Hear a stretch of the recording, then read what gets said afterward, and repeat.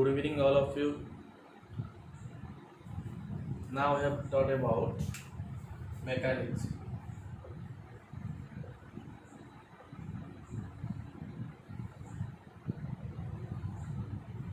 तो मैकेनिक्स किसको बोलते हैं?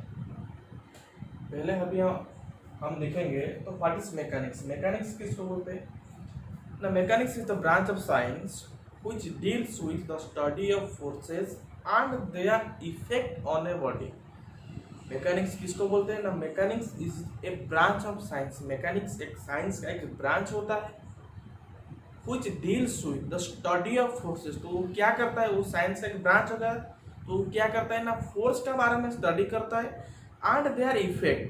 जो फोर्स का बारे में स्टडी करता है उसी फोर्स का इफेक्ट क्या होता है एक बॉडी में, उसको हम क्या बोलेंगे ना, मैकेनिक्स बोलेंगे। तो mechanics is the branch of science which deals with the study of forces and their effect on a body। किसको बोलते हैं ना, मैकेनिक्स। तो मैकेनिक्स क्या हो गया? Mechanics is the branch of science which deals with the study of forces and their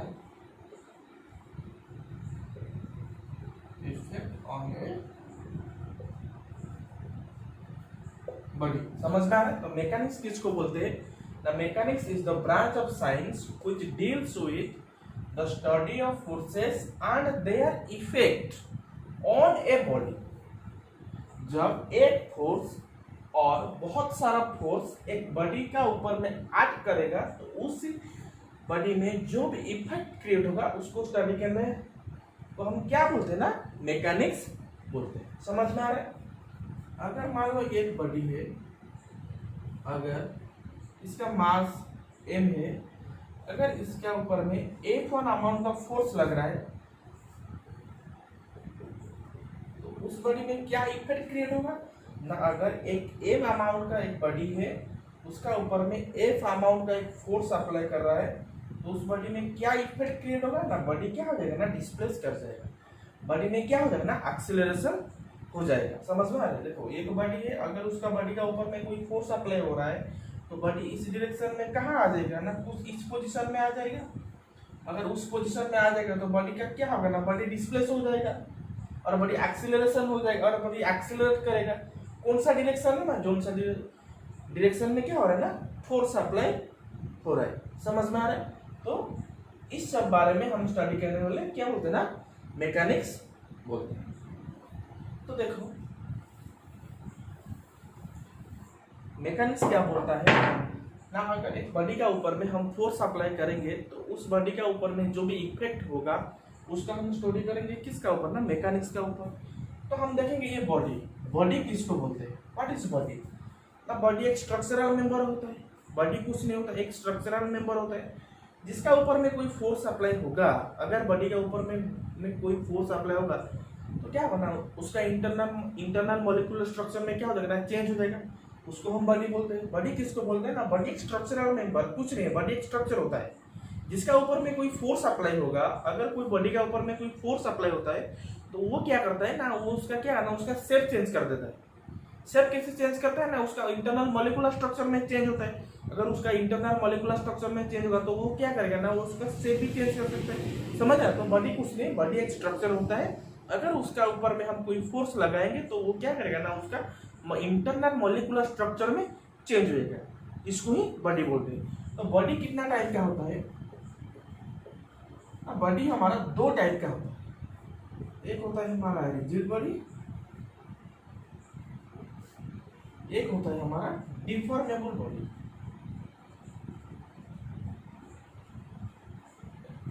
समझ में आ रहा है? बॉडी किसको बोलते हैं ना, बॉडी एक स्ट्रक्चरल मेंबर होता है, कुछ नहीं होता है, बस एक स्ट्रक्चरल मेंबर होता है जिसका ऊपर में हम कोई फोर्स अप्लाई करेंगे तो उसका मॉलिक्यूलर स्ट्रक्चर में चेंज होगा, बस उसको बोलते हैं बॉडी। तो बॉडी कितना टाइप का होता है ना, बॉडी दो टाइप का होता है, एक होता है रिजिड बॉडी, एक होता है डिफॉर्मेबल बॉडी। तो रिजिड बॉडी किसको बोलेंगे?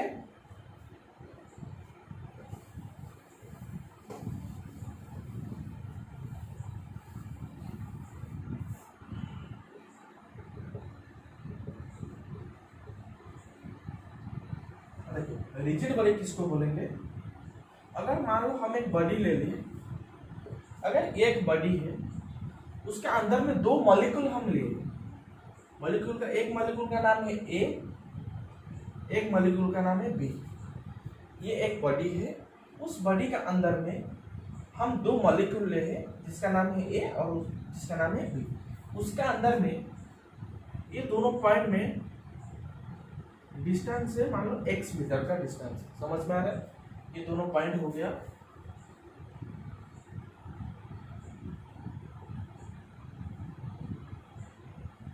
ये एक बॉडी हो गया, उस बॉडी के अंदर में दो पॉइंट है, एक होता है ए पॉइंट, एक होता है बी पॉइंट, और उस दोनों पॉइंट का डिस्टेंस कितना है ना, x मीटर। समझ में आ रहा है? उस दोनों का डिस्टेंस है x मान लो। बॉडी क्या होता है ना, एक स्ट्रक्चरल मेंबर होता है जिसके ऊपर में हम कोई फोर्स अप्लाई करेंगे तो उसका अंदर में जो भी इफेक्ट क्रिएट होगा और उसका इंटरनल मॉलिक्यूलर स्ट्रक्चर में जो चेंज होगा उसी को हम स्टडी करेंगे अभी। तो ये एक बॉडी है, अगर उसका ऊपर में हम फोर्स अप्लाई करते हैं तो इसका अंदर में जो भी चेंज आएगा, देखते हैं कैसा चेंज आएगा, क्योंकि ये एक रिजिड बॉडी है। अगर एक रिजिड बॉडी के ऊपर एक फोर्स अप्लाई करेगा और बहुत सारा फोर्स अप्लाई करेगा तो इस बॉडी में क्या इफेक्ट आएगा। देखो, अगर एक बॉडी है, अगर इस बॉडी के ऊपर में कोई फोर्स अप्लाई होगा, समझ में आ रहा है? एक बॉडी है, अगर इस बॉडी के ऊपर में फोर्स अप्लाई हो रहा है, A B C D 4 force apply हो रहा है, तो इस बॉडी में क्या इफेक्ट क्रिएट होगा? इस बॉडी में क्या इफेक्ट क्रिएट होगा ना, इस बॉडी में कुछ भी इफेक्ट क्रिएट नहीं होगा, क्योंकि ये एक रिजिड बॉडी है।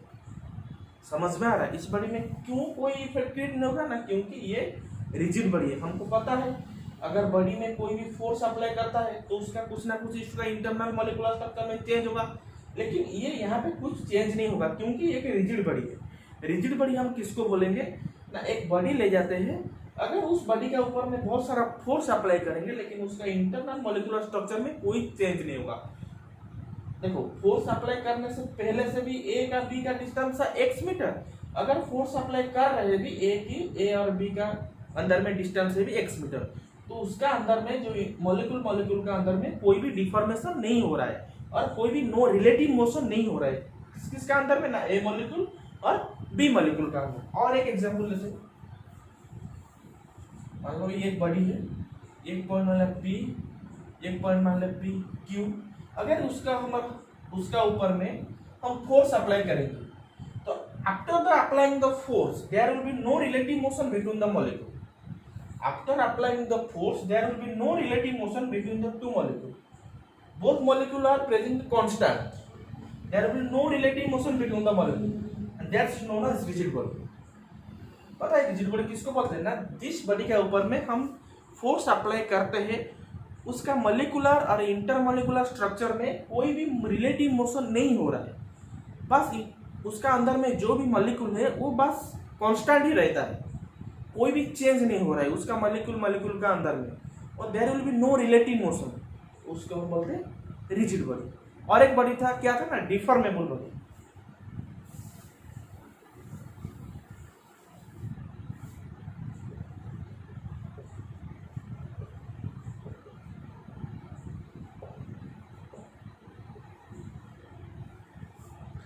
डिफॉर्मेबल बॉडी किसको बोलते हैं? अगर हम एक बॉडी ले लें, मान लो उसका पॉइंट ए है, उसका पॉइंट बी है, before applying the force it is structure of a body. Force apply करने से पहले से बॉडी का स्ट्रक्चर ये था। अगर उस बॉडी के अंदर में हम दोनों पॉइंट ले ले, एक पॉइंट ले ले ए पॉइंट, एक पॉइंट ले ले B point, after applying the force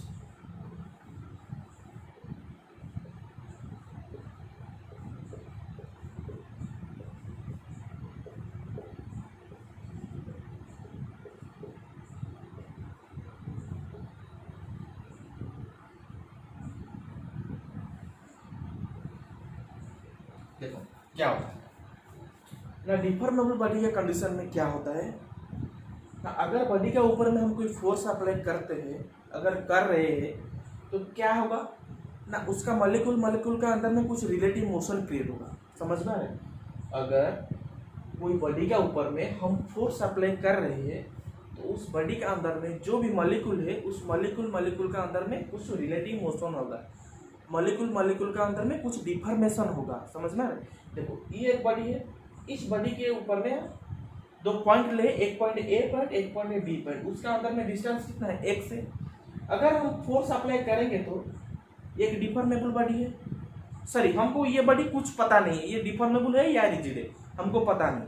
हम फोर्स अप्लाई करने के बाद हम देखें क्या ए पॉइंट और बी पॉइंट में कुछ रिलेटिव मोशन क्रिएट हुआ है और कुछ डिफॉर्मेशन क्रिएट हुआ है। वो डिफॉर्मेशन हमको कैसे पता चला है ना, उसका लेंथ में कुछ इंक्रीज और डिक्रीज हुआ है। यहाँ पे क्या होना, इंक्रीज हुआ है। पहले से x distance, after applying the force now the distance will be dx। तो यहाँ पे कुछ लेंथ में क्या हो रहा है ना, चेंज हो रहा है। यहाँ पे कुछ बॉडी डिफॉर्म हो रहा है, यहाँ पे कुछ बॉडी का अंदर में मॉलिक्यूल का अंदर में कुछ रिलेटिव मोशन क्रिएट हो रहा है, तो इसको हम बोलेंगे डिफॉर्मेबल बॉडी। समझ में आ गया? रिजिड बॉडी का केस में क्या होता है ना, there will be no relative motion, there will be no deformation, the molecule after applying the force, this body is known as deformable body, this body is known as rigid body. In case of deformable body, there will be relative motion between the molecule, and deformation will be occur between the molecule when the force will be applied। तो इसको बोलते हैं deformable body और rigid body। समझे? तो हम देखते हैं कौन सा रिजिड बॉडी है, कौन सा डिफॉर्मेबल बॉडी है। हम बोले कि जिसका ऊपर में फोर्स अप्लाई करेंगे उसका मॉलिक्यूलर स्ट्रक्चर में कोई चेंज नहीं आएगा तो उसको हम बोले कौन सा बॉडी, डिफॉर्मेबल बॉडी। और जिसके अंदर में कुछ चेंज आएगा तो उसको क्या बोलेंगे ना, डिफॉर्मेबल बॉडी।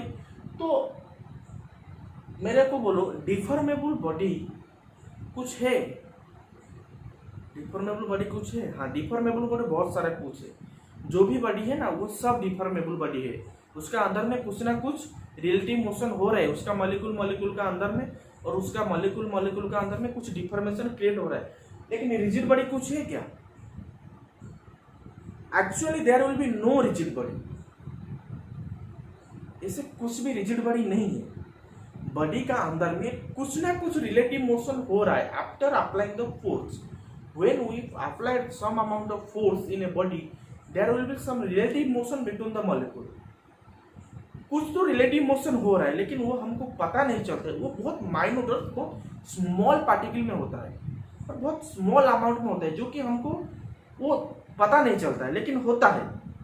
इससे कोई भी बॉडी नहीं जिसका अंदर में कोई रिलेटिव मोशन नहीं होता है, सभी का अंदर में रिलेटिव मोशन हो रहा है लेकिन हमको पता नहीं चलता है। समझ में आ रहा है? किसी के कौन सा बॉडी में हम फोर्स अप्लाई करेंगे तो वो इजीली डिफॉर्म हो जाएगा, लेकिन कौन सा बॉडी है हम फोर्स अप्लाई करेंगे तो वो डिफॉर्म नहीं होगा। जैसे मान लो रॉक मान लो या वॉल मान लो, अगर ये वॉल को हम प्रेस करेंगे, फोर्स अप्लाई करेंगे तो डिफॉर्म नहीं हो रहा है, जैसे था बस वैसे ही है। तो उसका अंदर में क्या कुछ चेंज नहीं हो रहा है, उसका अंदर में चेंज हो रहा है लेकिन वो बहुत स्मॉल अमाउंट का होता है जो कि हमको पता नहीं चलता है।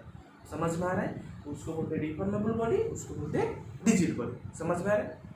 तो ये डिफॉर्मेबल बॉडी और रिजिड बॉडी पढ़ने का फायदा क्या है ना, अभी हम देखेंगे क्या फायदा है।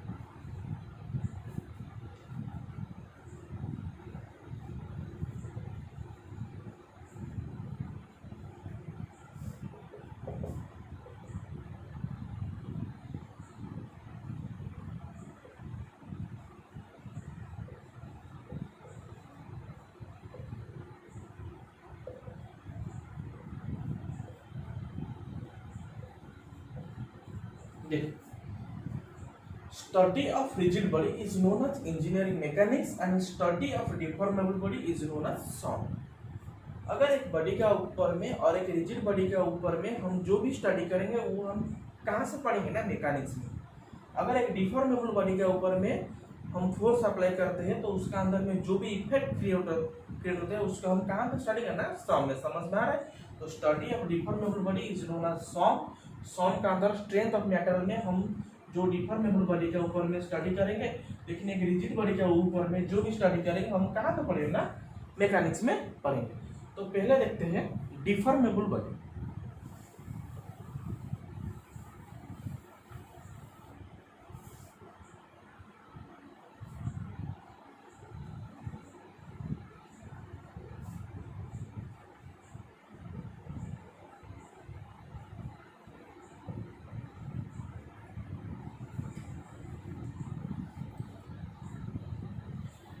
डिफॉर्मेबल बॉडी किसको हम बोलते हैं? जिसका अंदर में मॉलिक्यूल का अंदर में कुछ डिफॉर्म हो रहा है, there will be some relative motion between the molecule in a body, तो उसको हम बोलते हैं डिफॉर्मेबल बॉडी। समझ में आ रहा है? तो डिफॉर्मेबल बॉडी के लिए कुछ कंडीशन है, उस कंडीशन सेटिस्फाई करेगा तो बॉडी का हम बोलते हैं डिफॉर्मेबल बॉडी। अगर उस कंडीशन सेटिस्फाई नहीं करेगा तो हम बॉडी को नहीं बोलते हैं डिफॉर्मेबल बॉडी। तो उसका कुछ कंडीशन है। क्या कंडीशन है ना? 2 कंडीशन है। कितना कंडीशन है ना? 2 कंडीशन है। एक कंडीशन क्या होता है, एफ नेट इक्वल टू 0 और F net moment equal to 0। समझ में आ रहा है? जिसका अंदर में नेट फोर्स 0 होता है और नेट मोमेंट 0 होता है। अगर ये दोनों कंडीशन सेटिस्फाई कर गया तो हम इसको बोलते हैं क्या ना, डिफॉर्मेबल बॉडी। चुटकी से हम बोलते हैं कि ये वो हो जाएगा डिफॉर्मेबल बॉडी। कौन सा दोनों कंडीशन सेटिस्फाई करेगा ना? अगर उस बॉडी में नेट फोर्स 0 होता है और नेट मूवमेंट 0 होता है तो उस बॉडी को हम बोलेंगे डिफॉर्मेबल बॉडी। धड़ाधड़ पूरा चुटकी बजा के वो होता है डिफॉर्मेबल बॉडी। तो वो कंडीशन कैसे सेटिस्फाई करेगा? अगर वो कंडीशन सेटिस्फाई करेगा तो हम उनको बोले डिफॉर्मेबल बॉडी। अगर वो कंडीशन सेटिस्फाई नहीं करेगा तो हमको डिफॉर्मेबल बॉडी नहीं बता सकते। उसको कौन सा बॉडी बनाना, रिजिड बॉडी बनाते हैं। अगर ये दोनों कंडीशन सेटिस्फाई करेगा तो वो डिफॉर्मेबल बॉडी, अगर ये दोनों कंडीशन सेटिस्फाई नहीं करेगा तो वो डिफॉर्मेबल बॉडी नहीं होगा। तो पहला कंडीशन देखेंगे, नेट फोर्स 0 कैसे होता है। एफ नेट मतलब net force equal to, net force equal to 0। देखो अभी कैसे समझेंगे नेट फोर्स इक्वल टू 0 होता है। मान लो एक बॉडी है, एक बॉडी है, उसका मास कुछ है m मास है। हम राइट हैंड डायरेक्शन में F1 अमाउंट का कुछ फोर्स अप्लाई कर रहे हैं, किसका ऊपर में ना, m1 अमाउंट का। मान लो बॉडी का नाम K है। समझ में आ रहा है? ये बॉडी का नाम K है और उस बॉडी का मास है m और उसी K बॉडी में हम राइट हैंड डायरेक्शन में F1 अमाउंट का फोर्स अप्लाई कर रहे हैं। तो देखो यहाँ पे क्या होगा, ये अगर एक बॉडी है, बॉडी का नाम K है, उसके बॉडी के ऊपर में हम राइट हैंड डायरेक्शन में एक टेंसाइल फोर्स लगाए हैं, तो बॉडी में क्या होगा,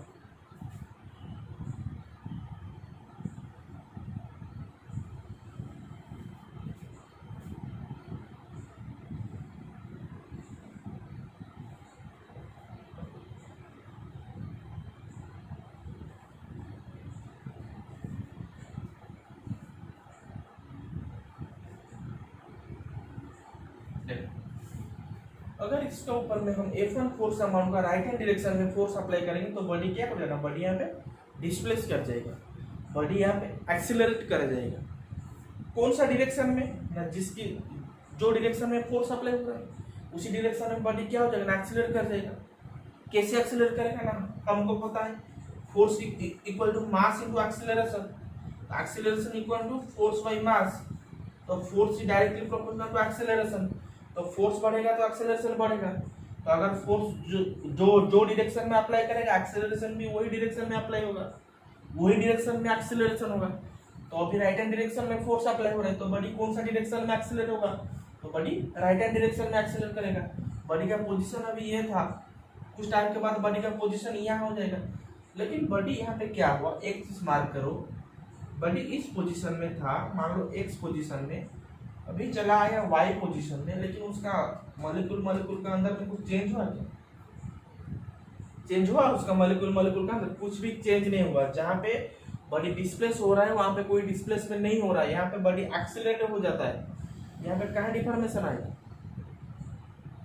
पता है? यहाँ पे डिफॉर्मेशन नहीं आएगा, वहां पे डिस्प्लेस हो जाता है। यहाँ पे बॉडी डिस्प्लेस हो रहा है, यहाँ पे डिफॉर्मेशन नहीं आएगा। तो डिफॉर्मेशन कब आएगा?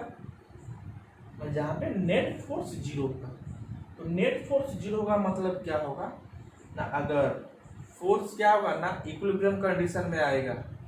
यहाँ पे बॉडी इक्विलिब्रियम कंडीशन में होगा, फोर्स इक्विलिब्रियम कंडीशन में होगा, तभी जाके बॉडी में क्या होगा ना, डिफॉर्मेशन होगा। यहीं पे इक्विलिब्रियम कंडीशन में बॉडी नहीं है, यहीं पे सिर्फ राइट हैंड डायरेक्शन में फोर्स अप्लाई हो रहा है, तो बॉडी सिर्फ राइट हैंड डायरेक्शन में एक्सीलरेट करेगा।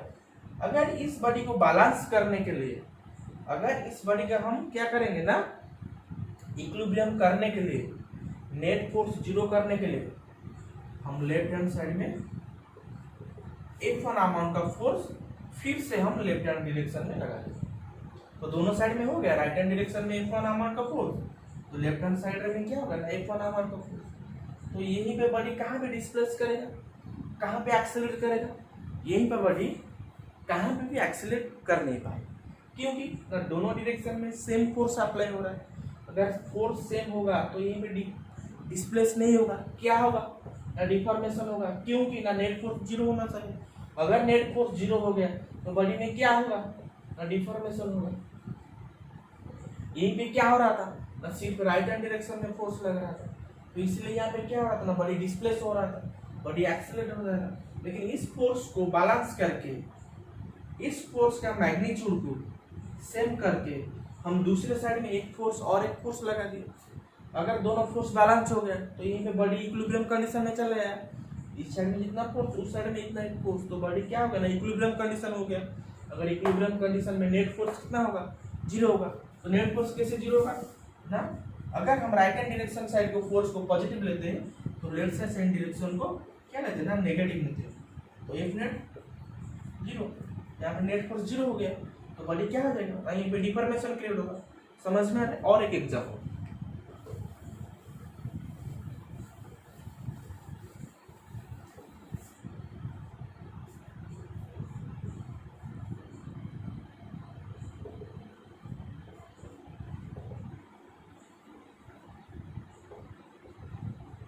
अभी बोलो यहाँ पे बॉडी क्या हो जाएगा, डिफॉर्मेबल होगा या डिस्प्लेस होगा? यहीं पे बॉडी डिस्प्लेस हो जाए, क्योंकि यहीं पे इक्विलिब्रियम कंडीशन सेटिस्फाई नहीं कर रहा है। इक्विलिब्रियम कंडीशन सेटिस्फाई करने के लिए हमको नेट फोर्स जीरो करना पड़ेगा, लेकिन यहीं पे नेट फोर्स जीरो नहीं होता है। यहाँ पे फोर्स का कुछ वैल्यू आता है, जो वैल्यू एक डायरेक्शन में आता है, तो उसी डायरेक्शन में बॉडी क्या करना, एक्सीलरेट कर जाएगा। अगर इस बॉडी को डिस्प्लेस नहीं करनी है हमको, अगर उसको डिफॉर्मेशन करना है तो मैं अपोजिट साइड में फिर 15 न्यूटन फोर्स लगा। समझ में आ रहा है? इस बॉडी को डिफॉर्मेशन करने के लिए हम दूसरे साइड में 15 न्यूटन फोर्स लगाते। तो इस साइड में कितना हुआ, 15 न्यूटन, लेफ्ट हैंड साइड में भी 15 न्यूटन, इक्वल टू जीरो हो गया। तो net force equal to zero हो गया।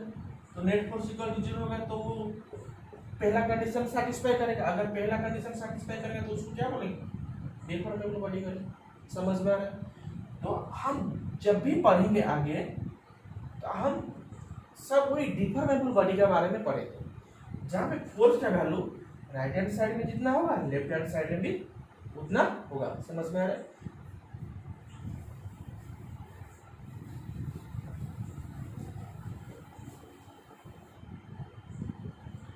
सेकेंड कंडीशन क्या था ना, net moment equal to zero. Net moment equal to zero मतलब जैसे net force equal to zero होता है, दोनों साइड में फोर्स का वैल्यू सेम होगा, इक्वल फोर्स लगेगा। ये भी नेट मोमेंट का वैल्यू क्या होगा ना, मोमेंट का वैल्यू जीरो होगा। अगर राइट हैंड डायरेक्शन में जितना मूवमेंट हो रहा है लेफ्ट हैंड डायरेक्शन में उतना मूवमेंट होगा। जहाँ पे बॉडी डिस्प्लेस नहीं करेगा, डिफॉर्म होगा, तो उसको बोलते हैं net movement equal to zero. Positive negative नहीं जाएंगे तो कन्वर्सन हो गए, वैल्यू जीरो आ जाएगा, तो उसको बोलते हैं, क्या बोलते हैं ना, net movement equal to zero. तो कैसे देखते होगा, मान लो एक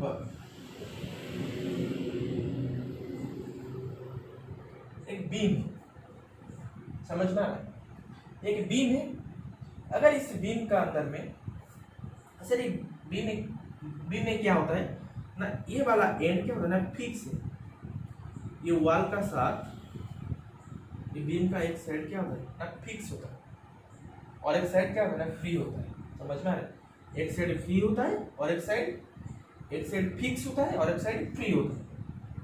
अगर इस फ्री एंड में हम एक फोर्स अप्लाई करेंगे, अगर इस फ्री एंड में हम एक फोर्स अप्लाई करेंगे तो यहाँ पे क्या हो मोमेंट क्रिएट हो। मान लो इसका लेंथ है 5 मीटर, मोमेंट का फॉर्मूला क्या है ना force into perpendicular distance of force कितना है 15 इंटू 5 75 न्यूटन मीटर है। तो यहीं पे एक मोमेंट क्रिएट होगा। मोमेंट किसको बोलते हैं ना, कुछ परपेंडिकुलर बस कुछ लेंथ में और कुछ लेंथ में कोई परपेंडिकुलर फोर्स अप्लाई कर रहा है तो वहीं पे मोमेंट होगा। अगर एक बीम है, अगर इस बीम पे कोई परपेंडिकुलर फोर्स अप्लाई कर रहा है तो इस बीम में मोमेंट होगा। तो कैसे टाइप का मोमेंट होगा देखिए, ये मान लो एक बीम है, अगर इस बीम का ऊपर में कोई फोर्स अप्लाई कर रहा है, ये एंड फिक्स है, ये एंड फ्री नहीं है, ये एंड फिक्स है, फोर्स अप्लाई कर रहा है तो बीम में क्या होगा, बीम ऐसे डिफ्लेक्ट होगा, ऐसे बीम में क्या आएगा ना मोमेंट आएगा, समझ में आ रहा है। तो ऐसे मूवमेंट आएगा, ऐसे मूवमेंट आएगा, मान लो एम ए मूवमेंट, तो ये क्लॉकवाइज मूवमेंट होता है तो इसको हम पॉजिटिव ले लेंगे। 15 न्यूटन फोर्स गिरने के बाद 5 मीटर लेंथ बीम में क्या होगा ना एक क्लॉकवाइज मूवमेंट क्रिएट होगा, तो उसको हम पॉजिटिव ले लेंगे। यहाँ पर और कोई मूवमेंट हो रहा है क्या, हम पहले से देखे थे नेट मूवमेंट इक्वल टू 0। अगर यहाँ पे कोई मूवमेंट नहीं होगा तो ये वैल्यू आएगा, पॉजिटिव वैल्यू आएगा। यहाँ पे वैल्यू 0 नहीं होगा, कुछ 75 न्यूटन इंटू मीटर आएगा, तो यहीं पे क्या आ जाएगा ना बॉडी में कुछ डिस्प्लेस हो जाएगा, डिफॉर्मेशन रहेगा। लेकिन यहाँ पे हमको नेट मूवमेंट 0 करना है। इस मूवमेंट को रेजिस्ट करने के लिए और एक मूवमेंट लगना चाहिए, नहीं तो मूवमेंट का वैल्यू क्या हो जाएगा 0 नहीं होगा, बॉडी में क्या डिस्प्लेस हो जाएगा। ये एंड फिक्स होता है, ये एंड फिक्स होता है, मतलब अगर एक बीम है, अगर ये एंड फिक्स है, अगर इसका ऊपर में कोई फोर्स अप्लाई कर रहा है तो बॉडी कैसे ना ऐसे डिफॉर्म होता है, बॉडी का स्ट्रक्चर में इससे चेंज होता है। बॉडी के पूरा घूम जाता है क्या, पूरा नहीं घूम जाता है, क्योंकि ना यहीं पे क्या हो रहा है रेस्ट्रिक्शन है, यहीं पे फिक्स है बॉडी। तो ये क्या कर रहा है ना, इसका ऊपर में जब फोर्स एक्टिंग कर रहा है तो ये ऐसे घूमना चाहता है, लेकिन यहाँ पे जब फिक्स है ये क्या करता है, वो एक एंटी मोमेंट लगता है, ये एंटी मोमेंट लगाएगा किसका ऊपर, इसका ऊपर। अगर ये उसको ऐसे घुमाता है, ये क्या करेगा नहीं, ये भी ऐसे मूवमेंट लगाएगा इसका ऊपर, समझ में आ रहा है। ये एक ऐसा मूवमेंट लगाएगा, अगर ये एक ऐसा मूवमेंट लगाएगा तो बॉडी में क्या हो जाएगा, बॉडी में क्रैक नहीं होगा, बॉडी में डिफॉर्म हो जाएगा, बॉडी में डिफॉर्मेशन होगा।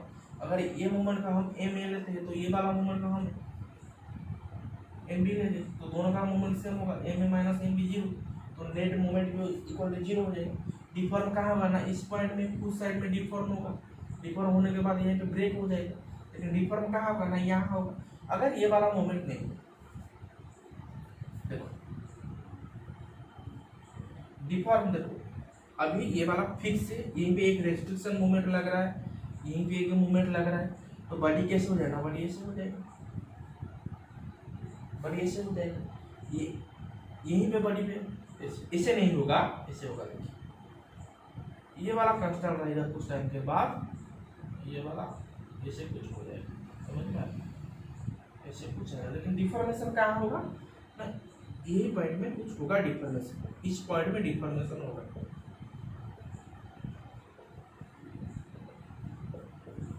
इस पॉइंट में डिफॉर्मेशन होगा। अगर ये वाला पॉइंट फिक्स नहीं होता तो ये पे क्या क्या डिफॉर्मेशन आएगा, क्या यहीं पे डिफॉर्मेशन आएगा, नहीं आएगा यहीं पे डिफॉर्मेशन, क्योंकि बॉडी फ्री हो गया है, बस फोर्स लगता है, बॉडी से घूमता है, डिफॉर्मेशन नहीं आएगा वहाँ पे, बॉडी इस बात से घूमे, वो रिजिड बॉडी हो गया, जैसे स्ट्रक्चर था ऐसे स्ट्रक्चर रहेगा, उसका कोई भी चेंज नहीं आएगा उसका मॉलिक्यूलर स्ट्रक्चर में। लेकिन यहाँ पे हमारे एक रेस्ट्रिक्शन लगा दिए, तो ये इसको ऐसे रोटेट करेगा, ये भी क्या करेगा, उसको रेस्ट्रिक्ट करेगा, नहीं ये इसको रोटेट करने नहीं देगा, तो क्या रहना यहीं पे एक डिफॉर्मेशन आएगा। समझ में आ गया? डिफॉर्मेबल बॉडी का दोनों कंडीशन है, एक होता है नेट फोर्स जीरो, एक होता है नेट मोमेंट जीरो। समझ में आ रहा है? तो डिफॉर्मेबल बॉडी का कंडीशन में क्या होता है ना, बॉडी क्या करेगा, डिस्प्लेस नहीं होगा, नो डिस्प्लेस, ओनली डिफॉर्मेशन। समझ में आया?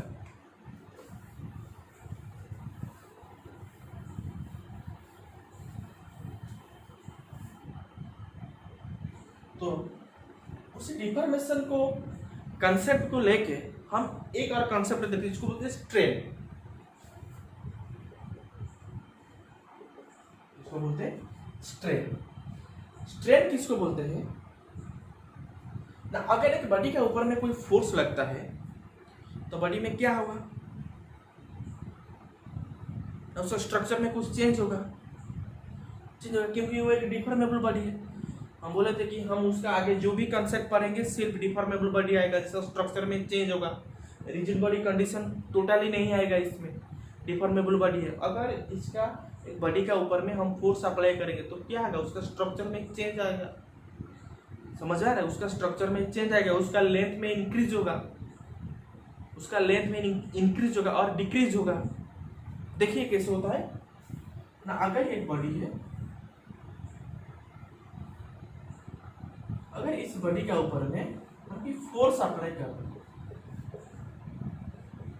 पी अमाउंट का फोर्स अप्लाई कर रहे हैं दोनों साइड में, क्योंकि हमको डिफॉर्मेबल बॉडी का कंडीशन ही वही था, पहला कंडीशन, क्योंकि नेट फोर्स हमको जीरो करना है। तो नेट फोर्स जीरो करना है मतलब राइट हैंड साइड में जितना फोर्स, लेफ्ट हैंड साइड में उतना फोर्स को इक्विलिब्रियम कंडीशन में लाना पड़ेगा। तो net force equal to zero होगा। तो एक साइड में P1 फोर्स, एक साइड में भी P फोर्स, दोनों फोर्स का वैल्यू सेम होगा, नहीं तो बॉडी डिस्प्लेस कर जाएगा। अगर देखो और एक एग्जांपल, अगर यहीं पे 15 न्यूटन का फोर्स लग रहा है, इन पे 10 न्यूटन का फोर्स लग रहा है, तो बॉडी क्या डिफॉर्मेबल कंडीशन सेटिस्फाई करेगा? बॉडी क्या इक्विलिब्रियम कंडीशन में रहेगा? क्या बॉडी इक्विलिब्रियम कंडीशन में रहेगा? नहीं रहेगा, क्योंकि दोनों साइड में फोर्स का वैल्यू सेम नहीं है। नेट फोर्स जीरो नहीं होता है, net force equal to 5 newton. तो 5 न्यूटन कौन सा साइड में जा रहा है? राइट हैंड साइड में। तो बॉडी क्या करेगा, राइट हैंड साइड में एक्सीलरेट कर जाएगा, डिस्प्लेस कर जाएगा। तो यहीं पे डिफॉर्मेशन नहीं होगा। अगर ये 10 न्यूटन फोर्स का हम 15 न्यूटन कर दिए तो अभी यहाँ पे क्या हो जाएगा ना, डिफॉर्मेशन हो जाएगा। तो वही वाला कंडीशन है यहाँ पे। तो दोनों साइड में हमको इक्वल फोर्स अप्लाई करना पड़ता है। अगर फोर्स अप्लाई करने के बाद हम देखें क्या,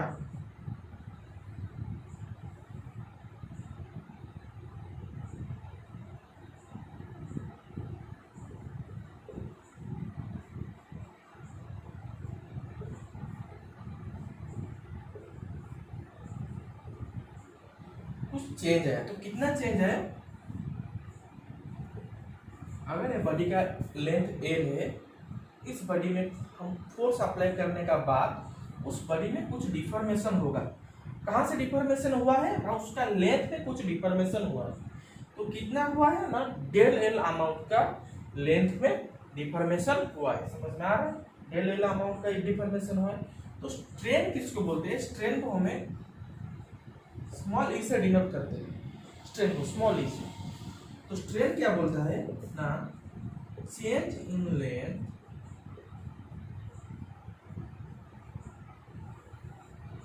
डिवाइडेड बाय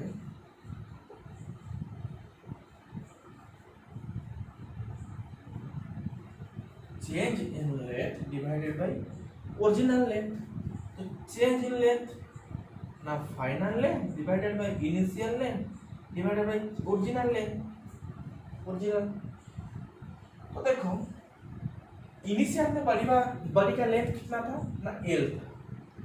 पहले बॉडी का लेंथ L था, जब फोर्स अप्लाई करने का पहले से बॉडी का लेंथ L। अगर हम फोर्स अप्लाई कर दिए बॉडी का ऊपर, तो उसका लेंथ में क्या हो जाएगा, कुछ चेंज आ जाता है। कितना अमाउंट का ना, 1.5L अमाउंट का। तो बॉडी का फाइनल लेंथ कितना होगा ना, L प्लस 1.5L। ये उसका फाइनल लेंथ है after applying the force. Before applying the force उसका लेंथ L है। तो इसको हम बोलते हैं फाइनल लेंथ उसको हम बोलते हैं इनिशियल लेंथ। तो फाइनल लेंथ यहाँ पे क्या होगा, यहाँ पे होगा ओरिजिनल लेंथ, ये हो जाएगा ओरिजिनल लेंथ। तो फाइनल लेंथ कितना है ना, L plus del L. Initial length कितना है ना, एल। ओरिजिनल लेंथ कितना है ना, एल। हम देखेंगे L plus del L plus minus L equal to L minus plus cancel del L by L. इसको क्या बोलते हैं ना, स्ट्रेन बोलते हैं। Change in length by original length. तो इसका यूनिट कैसा आएगा, इसका यूनिट क्या होगा ना, चेंज इन लेंथ का यूनिट क्या होगा ना, मीटर। कितना चेंज हुआ, 2 मीटर 3 मीटर से चेंज हुआ, यही चेंज होता है। हम ऐसे बोलते हैं ना 2 मीटर में चेंज हुआ, 3 मीटर में चेंज हुआ। लेकिन ओरिजिनल लेंथ कितना था, 10 मीटर था, 2 मीटर में चेंज हो गया। तो ओरिजिनल लेंथ का भी यूनिट क्या होता है ना, मीटर में आएगा, वही मीटर में आएगा। तो metre metre cancel, no unit, strain का यूनिट नहीं होता। ये वाला ही एग्जाम में आता है, स्ट्रेन का यूनिट पूछता है, what is the unit of strain. Strain का यूनिट नो यूनिट होता है, उसका यूनिट कोई यूनिट जीरो होता है। समझ आएगा स्ट्रेन क्या होता है। अगर एक हम बॉडी लेते हैं, अगर उस बॉडी के ऊपर में कोई फोर्स अप्लाई करेंगे, तो फोर्स अप्लाई करने के बाद उस बॉडी में कुछ डिफॉर्मेशन आएगा। तो कहाँ पे डिफॉर्मेशन आएगा ना, उसका लेंथ में कुछ डिफॉर्मेशन आएगा। तो उसी लेंथ में जो चेंज हुआ divided by final length, change in length divided by final length, उसको क्या बोलते हैं ना, स्ट्रेन बोलते हैं। समझ में आ रहा है।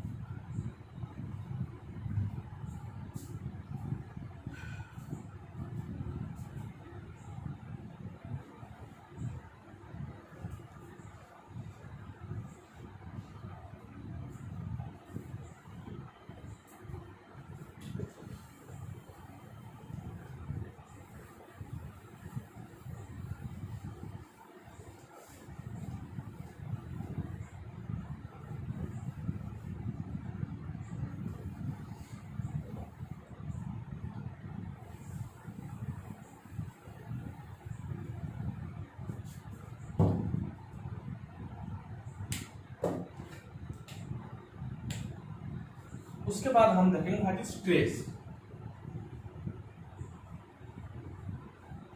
स्ट्रेस किसको बोलते हैं, what is stress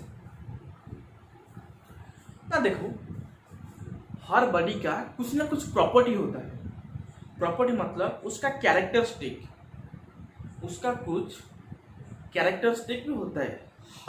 her body का कुछ प्रॉपर्टी होता है। तो प्रॉपर्टी क्या होता है ना, अगर एक बॉडी का ऊपर में, मान लो अगर एक बॉडी है, अगर उस बॉडी का ऊपर में हम कोई फोर्स अप्लाई करेंगे, वो बॉडी क्या ऐसे ही ऐसे पूरा चेंज हो जाएगा।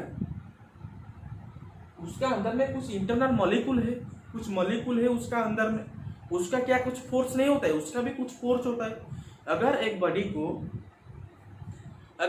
बॉडी है, अगर इस बॉडी को हम दोनों साइड में फोर्स लगा के खींचेंगे, तो इससे क्या डिफॉर्मेशन हो जाएगा, उसका अंदर में कुछ फोर्स रेजिस्ट नहीं करेगा क्या। बस एक बॉडी है, हम इसको लगा के खींचे तो वो क्या डिफॉर्म हो गया, हो जाता है, नहीं हो जाता है। उसका अंदर में भी कुछ फोर्स रहता है जो डिफॉर्मेशन को रेजिस्ट करता है। समझ में आ रहा है।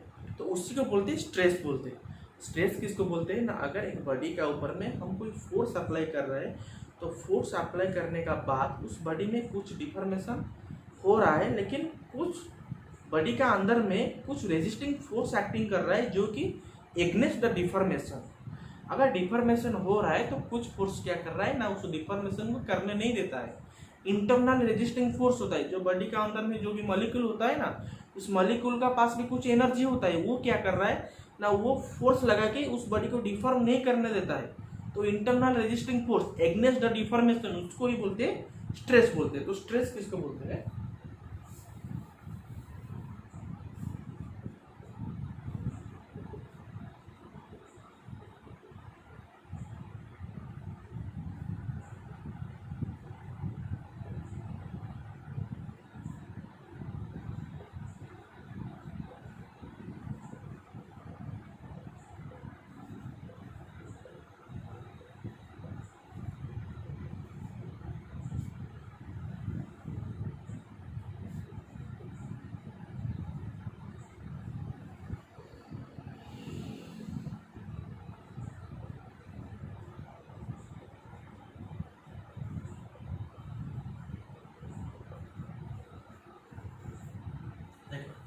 स्ट्रेस किसको बोलते हैं ना, stress is defined as the ratio between internal resisting force against deformation to the area under which the force is considered। तो ये वाला internal resisting force against the deformation पता चल गया, लेकिन ये जो area under which the force is consider, अभी हम इसको देखेंगे। यही सबसे बड़ा इंपॉर्टेंट है, जो area under the force is consider, इसका ऊपर से स्ट्रेस का वैल्यू डिपेंड करता है। अगर ये वाला वैल्यू बढ़ गया तो स्ट्रेस का वैल्यू क्या हो जाएगा ना, घट जाएगा। अगर इसका वैल्यू घट जाएगा तो स्ट्रेस का वैल्यू क्या हो जाएगा ना, बढ़ जाएगा। स्ट्रेस का वैल्यू उस एरिया का ऊपर में डिपेंड करता है, उसका एरिया हम कैसे लेते हैं, समझ में आ रहा है। तो area under which the force is consider हम अभी देखेंगे। मान लो एक बॉडी है, अगर दोनों साइड में हम क्या करें ना, फोर्स अप्लाई करें, तो मेरे को बताओ, अगर फोर्स अप्लाई करने का बाद बॉडी में कुछ डिफॉर्मेशन होगा क्या, डिफॉर्मेशन होगा। और उस डिफॉर्मेशन को रेजिस्ट करने के लिए बॉडी के अंदर में भी कुछ फोर्स क्या करेगा ना, अपोजिट डायरेक्शन में एक्टिंग करेगा।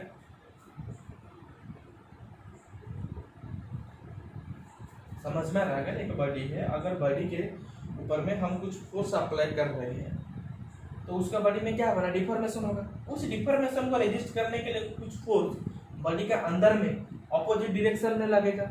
किसका ऑपोजिट डायरेक्शन में, जो हम अप्लाइड फोर्स कर रहे हैं, दोनों साइड में जो दोनों अप्लाइड फोर्स है उसका ऑपोजिट डायरेक्शन में दोनों रेजिस्टिंग फोर्स लगेगा, क्योंकि ना वो होता है बॉडी का स्ट्रेस होता है। ये जो इंटरनल रेजिस्टिंग फोर्स जो होता है इसको हम स्ट्रेस बोलते हैं, समझना है। यही होता है इंटरनल रेजिस्टिंग फोर्स, समझ में आ रहा है। देखो, लेकिन area under which the force is consider, देखो हम अभी इस एरिया के अंडर में हम अभी फोर्स अप्लाई कर रहे हैं। इस एरिया डिफॉर्म होगा, अभी इस एरिया डिफॉर्म होगा, ये वाला एरिया भी डिफॉर्म होगा। लेकिन ये दोनों एरिया जब डिफॉर्म होगा, इस एरिया को डिफॉर्म नहीं होने देगा कौन सा फोर्स ना, रेजिस्टिंग फोर्स। रेजिस्टिंग फोर्स क्या करेगा ना, ये वाला एरिया को डिफॉर्म नहीं करने देगा। तो ये पी अमाउंट का फोर्स हम अप्लाई कर रहे हैं, एक अमाउंट का फोर्स उसको क्या कर रहा है, रेजिस्ट कर रहा है। कौन सा एरिया पे रेजिस्ट कर रहे हैं ना, ये वाला एरिया, समझ में आ रहा है। तो हम ये वाला एरिया लेंगे। अगर देखो ये वाला एरिया हम लेंगे, अगर हम बोले कि एक स्ट्रक्चर है, अगर इसका कुछ एरिया ये वाला एरिया आएगा, उसका ये वाला भी एरिया आएगा, उसका ये वाला भी एरिया आएगा, तो हम कौन सा एरिया को हम अभी लेंगे, जो area under which the force is consider, हम फोर्स को कौन सा एरिया में कंसीडर करेंगे। देखो इस कंडीशन में क्या होता है ना, ये वाला पार्ट डिफॉर्म हो रहा है, ये वाला पार्ट डिफॉर्म होगा, इस साइड में ये वाला पार्ट डिफॉर्म होगा। तो अगर हम ये वाला पार्ट में हम पी अमाउंट का फोर्स लगाएंगे, तो इस वाला पार्ट को डिफॉर्मेशन होने के लिए, नहीं होने के लिए बॉडी के अंदर में कुछ फोर्स लग रहा है, जो रेजिस्टिंग फोर्स। तो ये कौन सा एरिया में लगता है ना, ये वाला एरिया में लगता है। तो हम ये वाला एरिया को हम ले जाएंगे। लेकिन फोर्स लगता है इसी डायरेक्शन में, अगर हमारा जो रेजिस्टिंग फोर्स है ये वाला एरिया में लगेगा, समझ में आ रहा है। फोर्स क्या करेगा ना, अभी ये वाला एरिया में क्या करेगा ना, फोर्स लगेगा। अगर ये वाला एरिया में भी रेजिस्टिंग फोर्स लगेगा तो बॉडी में भी स्ट्रेस क्रिएट होगा ऑब्वियसली। रेजिस्टिंग फोर्स आएगा तो बॉडी में भी स्ट्रेस क्रिएट होगा, लेकिन कितना क्रिएट होगा, इस स्ट्रेस से इस स्ट्रेस का वैल्यू ज्यादा होगा या कम होगा। पहले से बताया था कि हम यहाँ पे स्ट्रेस का वैल्यू एरिया के ऊपर डिपेंड करता है। अगर एरिया का वैल्यू घटता है तो स्ट्रेस का वैल्यू क्या होता है ना, इंक्रीज होता है। अगर एरिया का वैल्यू इंक्रीज होता है तो स्ट्रेस का वैल्यू क्या होता है ना, डिक्रीज होता है। इस कंडीशन में अगर हम ये वाला एरिया को लेंगे तो यहाँ पे एरिया छोटा है, अगर हम ये वाला एरिया को लेंगे तो कौन सा एरिया छोटा होगा, सिर्फ ये वाला एरिया छोटा होगा। तो इस बॉडी में इस एरिया से ज़्यादा स्ट्रेस आएगा, इस एरिया में ज़्यादा फोर्स एक्टिंग करेंगे। लेकिन हम ये वाला एरिया ले जाएंगे तो ये वाला एरिया इस एरिया से ज़्यादा हो जाएगा, यहाँ पे कम स्ट्रेस आएगा। समझ में आ रहा है, समझ में आ रहा है? तो कौन सा एरिया लेंगे ना, area under which the force is consider, जो एरिया में हम फोर्स को कंसीडर करेंगे वही वाला एरिया लेंगे। लेकिन हम ऐसे नहीं लेते थे कि stress equal to force by area. अरे भाई कौन सा फोर्स लेंगे, अभी तो बॉडी में एक फोर्स अप्लाई कर रहा है, तो क्या वही फोर्स हम ले जाएंगे? नहीं, इंटरनल रेजिस्टिंग फोर्स लेंगे, रेजिस्टिंग फोर्स लेंगे, इंटरनल रेजिस्टिंग फोर्स जो क्या कर रहा है ना, डिफॉर्मेशन को एग्नेस्ट द डिफॉर्मेशन, जिस डायरेक्शन में डिफॉर्मेशन हो रहा है उसका अपोजिट डायरेक्शन में वो वाला फोर्स लगता है। Area, what is the area, force by area, कौन सा एरिया लेगा? अगर एक बॉडी, इसमें तो बहुत सारा एरिया है, अगर इस बॉडी को हम क्रॉस करके काटेंगे तो इस बॉडी क्रॉस कर एक ये वाला एरिया आएगा, एक परपेंडिकुलर पूरा एरिया आएगा, ऐसे वाला एरिया आएगा, बहुत सारे एरिया है। कौन सा एरिया लेंगे? नहीं, area under which the force is consider, हम वो वाला एरिया को लेंगे जहां पे हम फोर्स को कंसीडर करते हैं, समझ में आ रहा है? तो वो वाला एरिया हम लेंगे।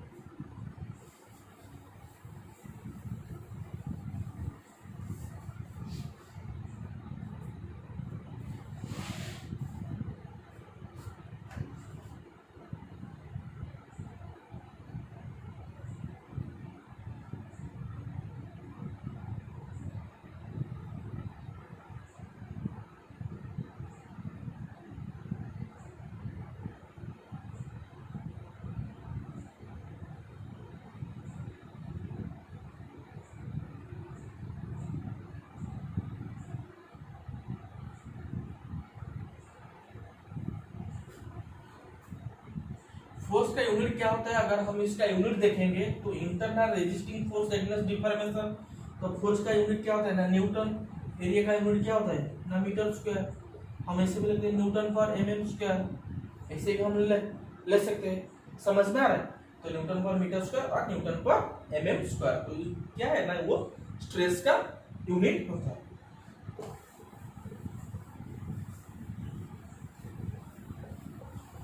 तो नेक्स्ट क्लास में हम क्या देखेंगे ना, टाइप्स ऑफ स्ट्रेस